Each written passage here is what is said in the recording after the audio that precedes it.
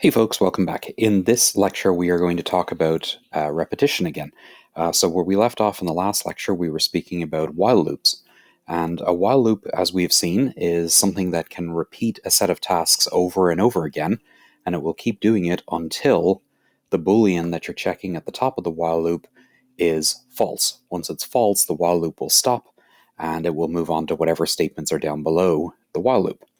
So generally, a while loop, as we said, is going to have the word while. It's going to have a condition and a set of parentheses that evaluates to a Boolean. That condition can be as complicated as it needs to be. It could just simply be a single relational operator like 7 greater than 3, or it could be a Boolean operator, but either way, it has to evaluate to a Boolean.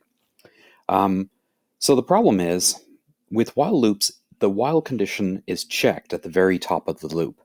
And that means that it is possible for a while loop that it will never execute. And as a matter of fact, there are times when you will want it to execute, but it won't naturally want to execute the first time. And what I mean by that is, there are times you want to do something at least once. And the problem is that while loops may or may not do something at least once. And that brings us to our next form of loop. So in today's class, we're going to talk about the do-while loop. A do-while loop is almost identical to a while loop. It has most of the same things. The only main difference is that the while condition is checked at the bottom of the loop instead of being checked at the top of the loop. So in a do-while loop, you are guaranteed that it is going to go through the loop at least one time, and then when it reaches the bottom, it checks the Boolean. If the Boolean is true, it goes back up to the top and does it again, and again, and again, until the Boolean is false, at which point it moves on. Okay, so the syntax of a while loop looks something like this. So you're of a do-while loop. We're going to start off with the word do, and then we're going to have a curly brace. Now notice that there is no parentheses, and there's nothing that's checked here after the word do. So it's just do, curly braces, and then whatever code it is that you want to be repeated. And then we have at the bottom, when we close the curly braces, the word while, followed by the Boolean that we're actually checking. And what I mean by Boolean here is, again, this is some condition that you're checking. X is greater than 3, Y is less than 2, A is equal to the character B, or whatever it is that you're checking as a Boolean. So a while loop has the condition at the top, whereas a do-while loop has the condition at the bottom. The other thing to notice about this syntax is the placement of this semicolon. This is probably one of the things that you're going to do wrong when you do a do-while loop the first few times. This semicolon is quite often forgotten because it's a little bit odd to have it in its placement down here next to the while. So just remember, after the while Boolean, you'll have a semicolon if you're doing a do-while. If you're doing a while loop, then there is no semicolon because there's the curly braces. Okay, so let's take a look at an example. So let's imagine that I want to print out the word hello 3 times. Then I could certainly start off and I could say set a count variable equal to 0. So this creates a variable that's an integer called count and sets it equal to 0. And then we start a do loop, and inside of our do loop we are going to print hello. We're going to add 1 to the count, and then we're going to check whether the count is less than 3. So to review, it's going to start count off as 0, and then it's going to print this out and go through. So let's do a trace on this. So we start off at the very top up here, and this is the beginning of main. And so we go into our first statement. This declares a variable called count, and you can see it over here. Count is equal to 0. All right, moving on to the next statement is the do statement. Now there's nothing to do on this line. The computer is just going to go right past it. It realizes we're beginning a do while loop, but it's not actually going to do anything on this line. So nothing to evaluate, we move on to the next line. All right, well, the next line tells it to print out the word hello, and so that pops up on our output screen up here. And next up, we're going to add 1 to the counter. So the counter used to be 0, now the count is equal to 1. All right, so now we get to the while condition, and so it's actually now checking the while condition for the first time. So what it's checking is if 1 is less than 3, which of course 1 is less than 3. So therefore that is true, and since it's true, we're going to go back up to the top of the do loop. All right, and so again, nothing to do here. We're just going to print the word hello, and then we're going to add 1 to the count variable. So count is now equal to 2. That brings us to the end again, and it checks to see is 2 less than 3, which it is, of course. So we go back to the top of the do loop, and again, we're going to print hello. Count is now going to be equal to 3, And now here's where the loop is going to end. When we get to that while condition, it checks is 3 less than 3. And since it is not, it's going to, instead of going back up to the do, this time it's going to come out of the loop and move on to the next line, which happens to be the end of the main program. And so the program is going to end at this point. So that's how you would trace. So the question that you're probably asking yourself is, I mean, this seems awfully similar to a while loop. So it even has the word while in it. So why do both of these exist, and when would you ever use one of them over the other one? Well, probably the most common example for needing a do-while loop, again, it really comes down to you need to do something at least once. And so validating user input is a very common example. So what do I mean by this? So often you're going to ask the user to enter in some information. And you're going to have rules in your head about what that information should look like. For example, if I ask you for a phone number, I am expecting you to give me 10 digits. And if you don't give me 10 digits, I know that's not a valid number. And if you give me a letter in the middle of it, well, maybe it's a valid number because you can do, like 1-800, whatever. So sometimes you get letters, but usually it's supposed to be 10 digits. And then there are other rules about phone numbers, like you can't really start with the number 0 or the number 1, I believe. So each of those rules you could enforce and you could check. And so if the computer asks a user for a phone number, what you would do is you would keep asking them for the phone number until they give you a valid one. And so this is an example where you want to ask them for one thing, and then you're going to check. And then if it's wrong, you're going to ask them again and check. And if it's wrong, ask again and check, and keep doing that over and over again until you get a valid answer from them. If, however, they give you the right answer the first time, then it'll go through the while loop where it asks for the information. It'll check the condition. The condition will be false, so it will move on to the next statement if they gave you valid information. So effectively, the while loop, the do while loop, would continue while the information is incorrect. So this is often the case where you read in information from the user, you're going to have to check that they gave you something valid, and you're going to want to make sure that that information is acceptable. And users don't give you the right information for a number of reasons. One is that sometimes they just don't read your question. So you may have prompted them for, first name and then last name, and they may type in first name space last name in the first box. And another reason is they just may make a typo, right? People occasionally do that. So you should get in the habit of anytime you ask for information from a user to check what you're getting from them. All right, so let's do an example. Imagine you have to ask the user for their zip code. So let's talk about what zip codes look like. Generally, zip codes are 5 digits. The Kennesaw campus is 30060, I believe. There is another version of zip codes that are 9 digits. It's the first 5 digits and then a dash and then 4 more digits. Those are the extended zip codes.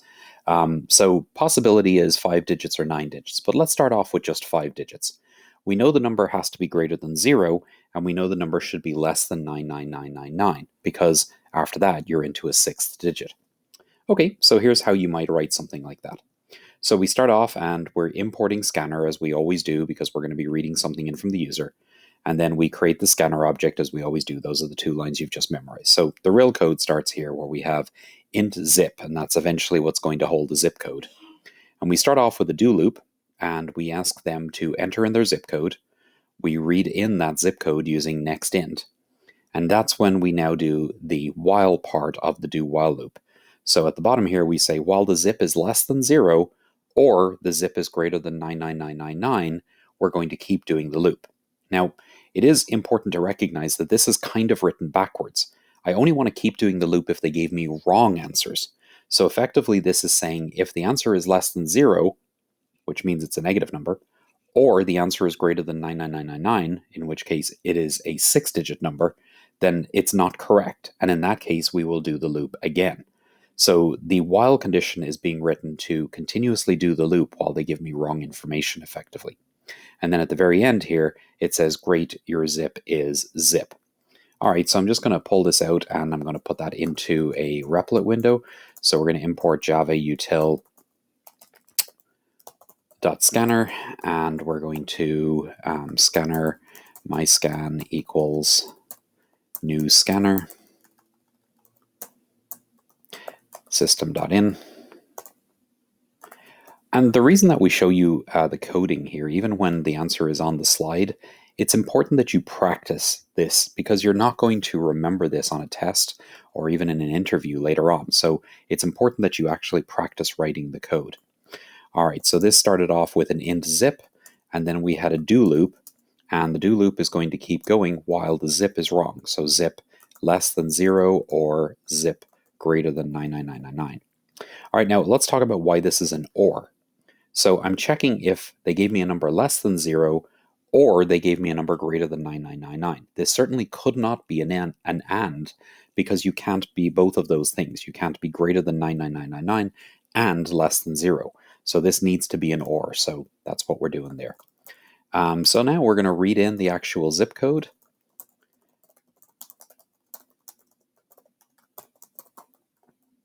And we're going to actually read it in from the user, and we're going to store that in zip equals myscan, which is the name of my scanner, .next int. All right, and then finally, we're just going to tell them your zip code is and then plus zip. All right, so let's run this guy and let's see how we do. So I'm going to make up some invalid zip codes just to see what's going on. And remember I mentioned how everybody forgets the semicolon at the end of that while line. There you go. I just forgot it as well. All right, so I'm going to make up some invalid zip codes. I'm going to type in negative blah, blah, blah, blah, blah. And I'm going to hit enter, and it just ignores it. It just kind of asks me to enter a zip code again. So we'll put in a big number, and we'll put in another big number. And we'll try another negative number, and none of that seems to work. As a matter of fact, so let's actually type in a real number, 30060, and it says cool, your zip code is 30060. So you can see this do while loop continues to re-ask the same question over and over and over again until it gets a valid answer from me. And again, the code for this is in the slides so that you can come back and you can do it. And over on the right-hand side there, you can just see a example run where I made up some other numbers over here, enter in a zip code, and you can see I just made up some numbers and eventually got it correct. Okay, so I want to point out that the two algorithms that are on the screen here both compile, and both of these will actually execute the same way. The one on the left over here is with a do while loop. And you can see that's right here. The one on the right, on the other hand, is using a while loop. And they're both doing the same thing, which is allowing the user to keep entering in information until they get the right thing. But I want you to notice something. On the one on the left, the read and print statement, where I'm actually getting the information from the user, is contained in the do loop. And that makes sense because no matter what, the do loop is going to execute at least one time. So at least once it's going to ask them for the zip code and read it in. However, over on the other side of the screen, I actually end up having to do that same 2 lines of code twice. Once inside the while loop, but because it checks the condition all the way at the very top of the while loop, I actually need to read in their information before I check to see if it's wrong, and then read it in again if it is wrong. So I end up having to do this kind of clunky thing where I read it in the same thing 2 different times. Now there is another way you could get around this, which is before the while loop, when I initialized zip right here, I could have just set zip to an invalid number. So I could initialize zip to, let's say, -5. Just a random wrong number, and then the while loop would fire because -5 fails this, so it would then come in and ask it. So if I had initialized zip to -5, I could actually eliminate that read statement and that print statement up above. But that's kind of clunky in a weird way as well, because there's this, anybody reading that code is going to look at that and go, why -5? Why are you initializing that to -5? I don't know. So what I'm saying is the code on the left is very clean and the intent is very clear as to what's happening. We're going to keep doing this until you give me a valid zip code. The code on the right works, but it's just a little bit more clunky. There's a lot more going on in here, and you can also just tell that there are more lines and it's a little bit harder to follow what's going on in the one on the right. So my point of this is, it is always possible to do the same thing with a while loop and a do while loop. They're interchangeable. You could always get away with converting one into the other. However, the do while loop will be more easier to understand. It'll give a more elegant solution sometimes. And the while loop will do an elegant solution for some things as well. If you don't know that you're going to do it at least once, then you would use a while loop. If you do know you're going to do it at least once, then you're going to use a do while loop. So that's why both of these loops exist. There is actually a need for both of them, and I don't want you to think, oh, I can just ignore one because it looks like the do while loop is always the right answer or something like that. That's just not true. You actually will need both of them at different times. So the advantage of the do while loop, this is just saying what I just said. You don't have to ask the question twice and read it in 2 times. Since you want the question to be asked at least once, the do while loop avoids that problem for you. Okay, so next up, we are going to write a program that has a variable called secret that is a number that the user will attempt to guess. We're going to set the secret to 15 the first time through, and then we're going to use a do loop to keep asking them until they get it right. Whenever they get it right, we're going to tell them that they got it right. Okay, so this is kind of goofy because, well, the correct answer is going to be directly right there in the code. So anyone who looks at the code is going to know what it is that we were trying to guess, but we're going to pretend like nobody can see the code for just a moment, which is usually not a good assumption, but here we are. All right.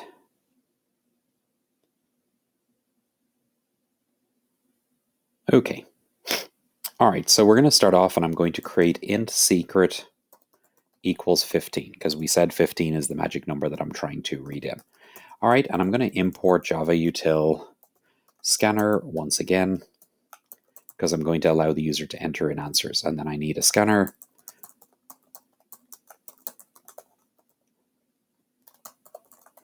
All right, I'm just going to move these over so it's a little easier for you to see while I'm typing. Okay, so what's supposed to happen is I'm going to ask the user to give me a guess. So we're going to have a print statement where I'm going to ask them to enter a guess. And then what we're going to do is we're going to check and see if that guess is right or wrong. Okay, so the first question is, we'll call it user guess, is equal to myscan.nextInt. That's how you read in a number. All right, so the first question you should be asking yourself is, how many times am I going to ask them for the guess? Do we know the answer to that question? And the reality is we do not. We have no idea how many times we're going to ask them. So we're probably going to use a while loop or a do while loop here. And the question is, are we going to ask them at least once or not?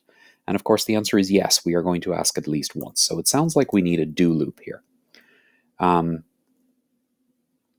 Yikes. Let's try that again. Do, there we go. And then just going to move those up. Okay, so they're inside the do loop. And then after the do, you must have a while.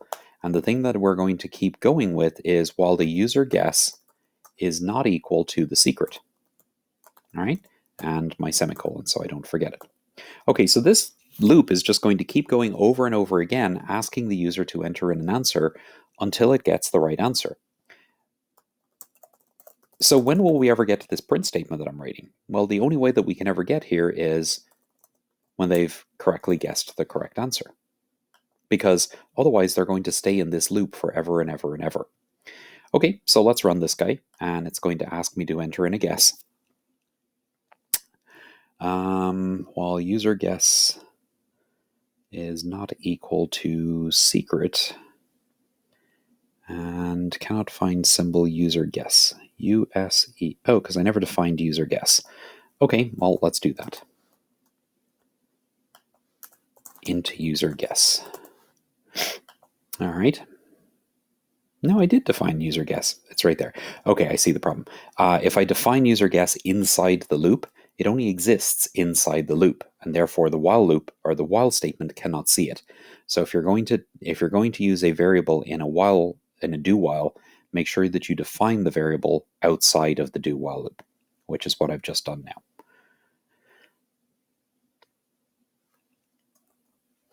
Okay, so we're going to enter in a guess here. We're going to say 20, and that's not right. 30, that's not right. 10, that's not right. 5, all right, let's try 15. Yay, we win. So you'll notice that this do while loop will continue running as long as I give it the wrong answer. And this is working very similarly to what we saw with the user input validation just a few moments ago. It's kind of doing the same exact thing. It's just that in this case, there's a particular number that it's looking for as opposed to a particular type of answer from the user. All right, and so the code for that is written here, and there's a sample run on the right-hand side, just so you have that to study with as well. Okay, so now we're going to write a program that has a lot more code in it. And this is not any more complicated, it's just that there's more stuff going on. So what we want to do is we want to ask the user for their name, their street address, their city, their state, and their zip. And each of these things has its own set of validation that we can do. Names should have more than one character, street addresses should be more than one character, the city should be more than one character, and the state should be exactly 2 characters, and the zip should be 5 characters. Okay, so let's start a new replit over here, and let's begin this process. So again, we're going to need to import a scanner. We're going to need a scanner object, the same as we've done before, and then we're going to go ahead and start reading in all the information. So I'm going to need to read in their name, which is going to be a string, their address, which is going to be a string, the city is a string, the zip is the state is a string, and the zip is going to be an integer. So I'm going to make all those variables up at the top here, and then we're going to go from there. Each of these is going to have a do loop, and so the point of this is we may have more than one do loop inside a program. All right, and so this is the usual Java scanner, and we're going to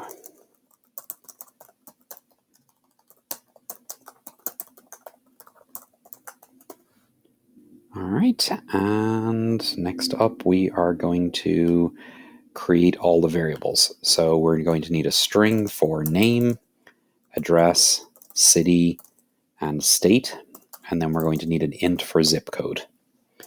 All right, so we're going to start off with the name. We're going to do a do loop, and we're going to ask them to enter in their name. All right, and then we're going to read that into a string. So that's going to go into name is equal to myscan.nextLine. All right, and now we need to verify, did they actually give me something valid? All right, so how do we check that? Well, we're going to need a while statement because any do loop must have a while. And then we're going to say, while the length of name is 1 or smaller. Okay, so how do you check the length of a string? Well, I don't think this is something we've really covered, but there's a magical function for it. You can say name.length, and that will tell you the length of a string. So in the case of what we read in here, if I type in enda, name.length would be 4. All right, so while name.length is less than or equal to 1, we want to keep going. All right, and then at the end of all of this, instead of hello world, it would be great if we said hello plus name. All right, so we're just going to run that piece of code first and make sure that that all works. And it's going to ask me to enter in a name. And I'm going to type in 0, and then it says no. And I'm just going to hit enter, and it says no. And I'm going to do a space, and it says no. I'm going to type enda, and it says hello enda. Okay, so that seems to be working correctly. Now, I effectively need to do the exact same thing again for the street address. So I'm just going to copy this, and I'm going to paste it. And in this one, enter your address. And instead of storing it in name, I'm going to store it in address. And it has the same rule. Address.length needs to be greater than 1. As a matter of fact, that worked so well, I'm just going to go ahead and copy it again, and we're going to get the city in there. And this time it's going to be city, city, and city. Okay, so that brings us to the state. All right, well, the state works the same way, but the rule is going to be slightly different. It's because a longer string for state is also wrong. So we're going to paste that in one more time, and this time we're going to say state, and we're going to give them an example. It should be GA. All right, and so this is state, and this is state. Now, what I want here is while the state is not equal to 2, while the length of the state is not equal to 2, keep asking them. All right, and then finally, we have another do loop. So this one is going to be the zip code.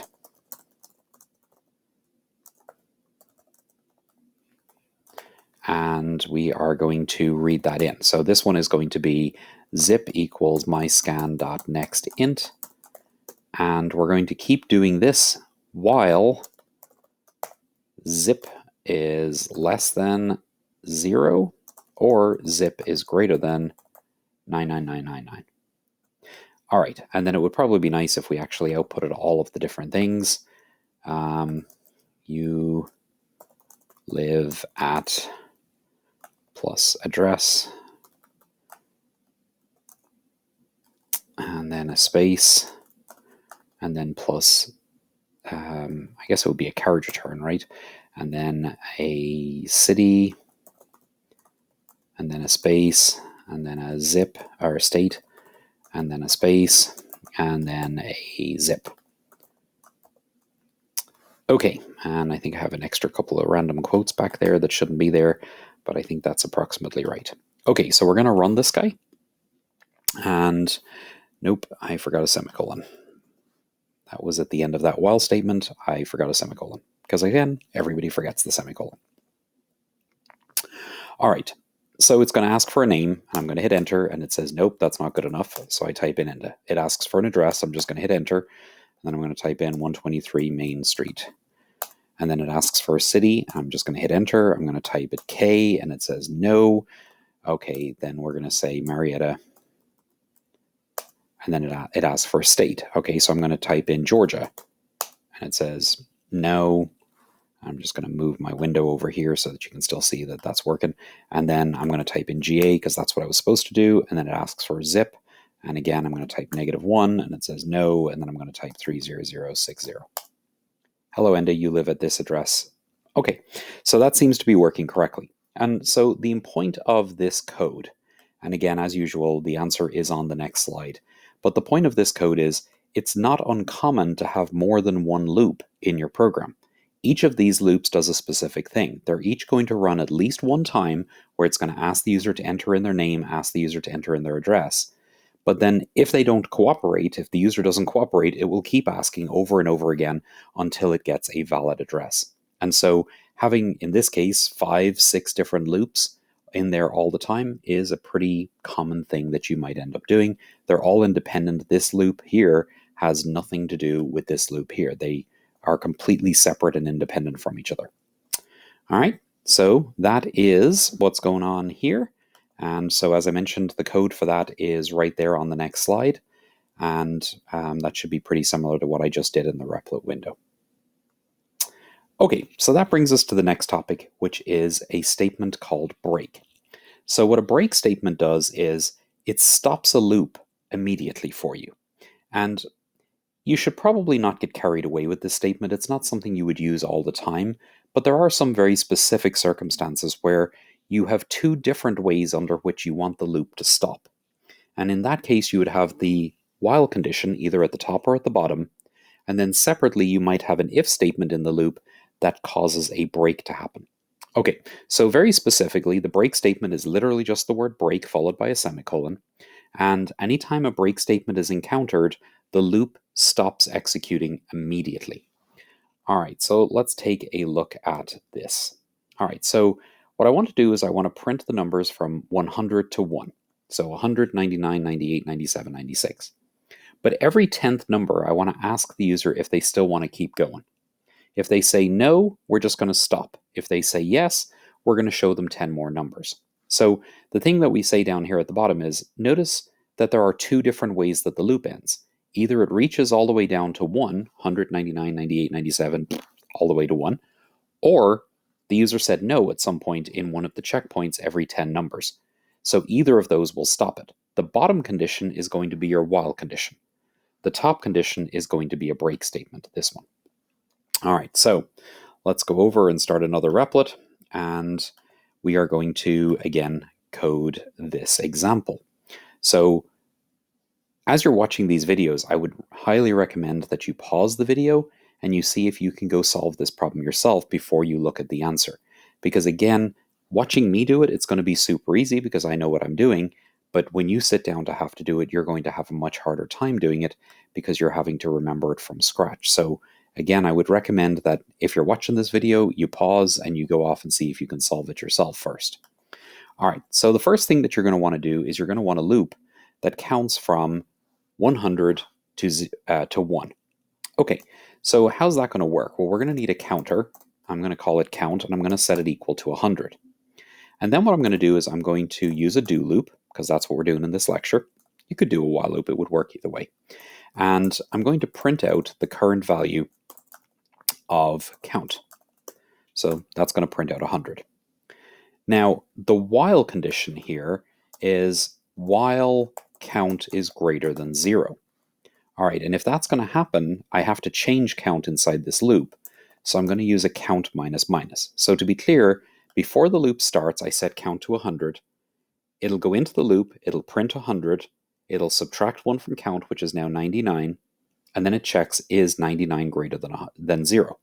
Since 99 is greater than 0, it goes back to the top of the loop, prints 99, changes it to 98, and checks if 98 is greater than 0. And it'll do that all the way through the loop until we get down to, let's say, 3. Prints 3, changes count to 2, checks if 2 is greater than 0, prints 1, prints 2, changes count down to 1, checks if 1 is greater than 0, it is, prints 1, changes count to 0, checks if 0 is greater than 0, it's not, so it moves on to the next line of code. Okay, so if I run this right now, what's going to happen is, out on the screen, I'm just going to see 100 all the way down to 0. And there it is, and it does go all the way down. I can just move the window. All right, and it stops at 1 because 1 is greater than 0, but 0 is not greater than 0. Okay, so that's the beginning of the program. The next thing that was supposed to happen is, every 10th number, we were supposed to stop and ask the user if they want to continue. Okay, so if I'm going to ask the user something, we need a scanner, and it's the same old, same old.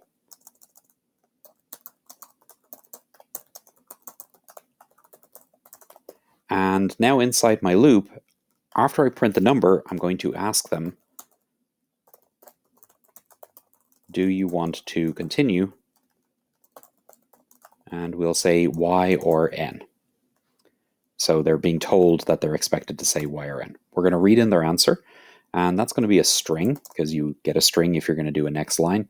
So I'm going to call the string keep going is equal to myscan.nextLine. All right, now, here's the trick.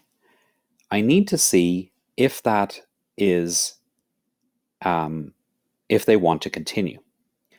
And so if they give me a no here, I want the loop to stop. And so I'm going to use an if statement, and I'm going to say if keep going is equal to no, that's what you'd probably start to write, but you'd remember it's a string. So you'd actually do equals no, and then since I wanted to be an not equals no, I put an exclamation at the top.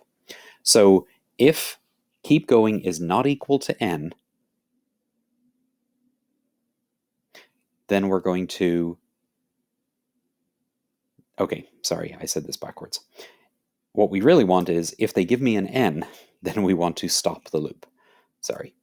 All right, so if keep going is equal to n, then we want to break. And that's going to cause the loop to immediately stop. All right, so to review, we print out 100, and then we ask, do you want to continue? And we read in an answer. And if they gave me a no, then we immediately stop. So what happens here is, as soon as that break executes, it's going to move on to line 16, down here where it says hello world. It immediately jumps you out of the entire loop and moves on to the line of code after the end of the loop. And that's the end of the loop right there. So the next line of code is on line 16. So the moment that that break fires, we would jump out here, but it will only fire if the if condition causes it to fire. All right, so let's run this. This is still not exactly what it asked me to do in the program, but I just want to show you this intermediate state. So it's going to print 100, and then it says, do you want to continue? And I'm going to say yes. It says 99. Do you want to continue? Yes. 98. Yes, I'd like to continue. Okay, 97, I've decided I don't want to keep going, so I'm going to type no, and you notice that the program ends. And it's not ending because the while condition was violated. 97 is still greater than 0. It's ending because of the break. The break kicked me out of the loop. Okay, so this is almost right, but the way that it was actually phrased in the description was it's only supposed to ask every 10th number, not every number. And so you might wonder, well, how do you do that? Well, we can check using that mod function that we've talked about before. We can check if count mod 10 is equal to 0. That will tell me if it's every 10th number. And so I only want to do this work if we are on one of those conditions. So I'm just going to move this in here. And then I'm just going to clean up my formatting a little bit because I made that kind of ugly. All right. So to be clear, only every 10th time where count is divisible by 10 evenly will I ask this question. Otherwise, we just do the normal everyday stuff. So let's run it. So it turns out 100 is divisible by 10 evenly. So after it prints 100, it says, do you want to continue? And I'm going to say yes. But now I get 99, 98, 97, all the way down to 90. And then it asks, do I want to continue again? And I'm going to say yes. And just to prove that the loop continues to work, I'm going to say yes to it each time. 60, 50, 40, 30, 20, 10, and we're going to get all the way down to 1, and then it's going to print hello world. So in that run, what happened was eventually this was violated because 0 is not greater than 0, so the loop ended. But now I'm going to run it again, and this time I'm going to use the break statement to get out of here. So after it gets to, I'm going to say yes to the first one, but here we are at 90, so currently count is 90. It has just printed out the 90. 90 divided by 10 is equal to 0 in a mod. A mod function returns 0 for 90 mod 10. So now it asks, do you want to continue? It reads in the answer. I'm going to type in an N, and then it says, if what I typed in is an N, then break. And so that's going to cause it to then say hello world, and the program will end. All right, so this shows you that you can use a break to get out of a loop when you're in a different way from the way that the original loop was set up. This loop was set up to keep going until count is no longer greater than 0. And in my case, I now can also stop under this other circumstance. And it doesn't have to be that you read in a value. It could be all kinds of things. If you wanted to look through a long list of things, maybe some of them you don't want to process, and so you would immediately stop if you get something. If you think about it, the way that your life works, if you lose your car keys, or if you lose your dorm keys or your Talon card, you're going to start a loop where you're going to loop around all of your house or your condo or your apartment or your dorm, and you're going to look in every single place until you find it. And effectively, when you find it, a break is going to happen that's going to cause you to stop looking. Otherwise, the while condition probably is that, you've checked everywhere and you didn't find it, in which case you've lost your keys for real this time. All right. So this is the same code, or a very similar code to what I just wrote, and that's using that same do while loop and a couple of runs off to the side so that you can see an answer on there. All right, and so the last statement that we're going to look at in this lecture is the continue statement. So the break statement immediately stops a loop. It just breaks you out of the loop, and that's why it's called break. Whereas a continue statement does something slightly different. As you're running through the loop, through all the different statements between the do and the while, a continue statement would cause it to immediately restart the next iteration of the loop. So it doesn't stop the loop, it just restarts the loop at the next iteration. And that might seem odd, but let's do an example. So using a loop, iterate over a list of names, and if the name starts with J, print it out, otherwise skip it. So specifically what we're going to do is write code which keeps prompting the user until they give me 3 names that start with J. When each name is entered, look at the first character and see if it's a J. If it's not, continue, ask for another name. If it is, print out that you found a J name. All right, so we're going to go over and we're going to do the same thing, and I'm just going to pause the video and get to the point where we have the scanner read in. Okay, so here's the new replit, and we have the scanner built and all the rest. So what we're going to do next is we're going to ask the user to enter in a name. And we're going to read in that name into a string, which we'll call name myscan dot next line. All right, now we're supposed to do this over and over again until we get 3 names that start with J. So we need a do loop here. and those two statements need to be inside that do loop because I want them to happen over and over again. So there we go. And now what I'm going to do is I need to see, have they given me 3 names that start with a J?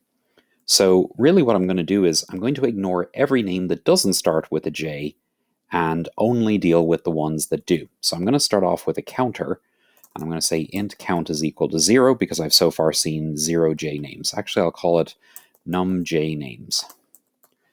All right. So what I'm going to do is I'm going to say if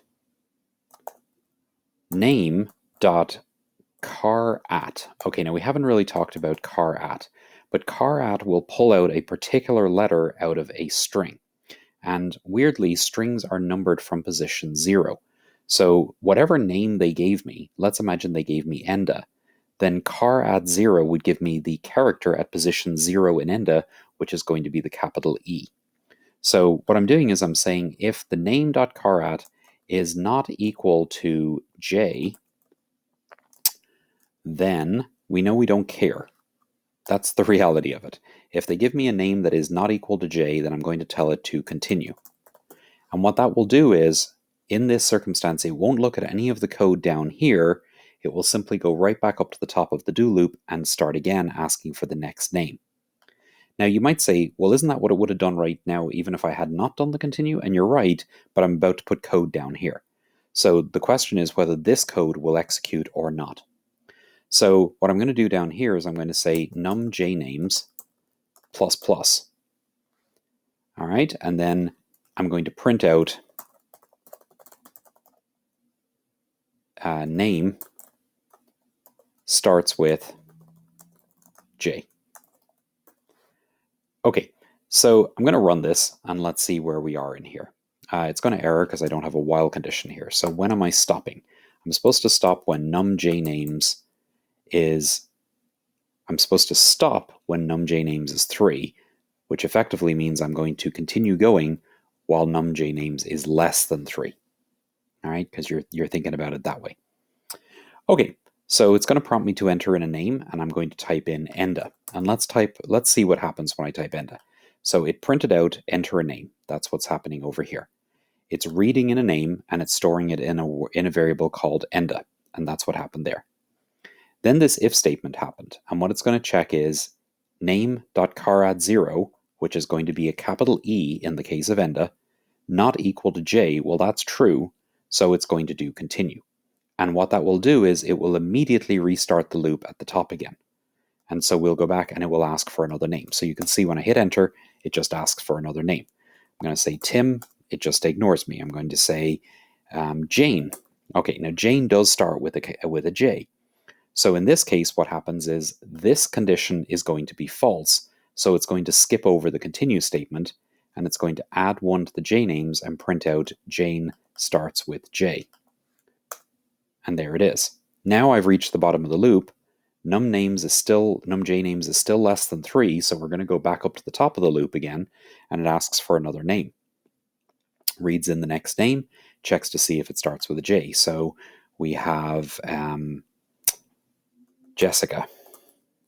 And so Jessica also starts with a J, and so life is good. It's asking for another name. Let's give it another bad name, so Paula. That is not starting with a J. And then finally, let's give it Juan, Juan. And at this point, it says Juan starts with a J and the program ended. You can see that it is no longer running. And that's because the while condition fired, I have now gotten 3 names. And they were Jane, Jessica, and Juan. So the continue statement is sometimes useful, but most of the time, it is a circumstance where you don't care about something is when you would use it. Think about it this way. If I gave you a big stack of exams from a class, and I asked you to go through and find everybody who did not score 100 and average them out, then what you would do is you would take each one and you would look at it. And if they did score 100, you just kind of throw it off to the side because you don't care. It's not going to be added into the average. And that's why you would have a continue there. You would say, if the score is 100, then continue. Because I don't care. I just want to start over and get the next test and look at it and see if it's 100. If it is, continue, get the next test. Nope, 92. Okay, I'm going to have to add that one in. Next test, 100. Don't care. Next test, 81. Okay, I need to add that in, and so on and so forth. So the continue statement basically allows you to restart the loop when you have dealt with something that is not interesting. And the example here was a name that doesn't start with J. All right, so that's the continue statement and the break statement. Honestly, both of those statements are not that important. Really, it's more important that what you got out of today's lecture is the do while loop and how it differs from a do loop. And again, the summary is that a do while loop will do the same thing as a while loop, it's just that it will always execute at least one time. The break statement allows you to stop somewhere in the middle of a loop, and the continue statement allows you to restart a loop if you want to ignore some part of the thing you're processing. So that's today's lecture. This is obviously in the slides as well, and we're going to pick up at repetition number 4 in the next lecture. I'll see you then.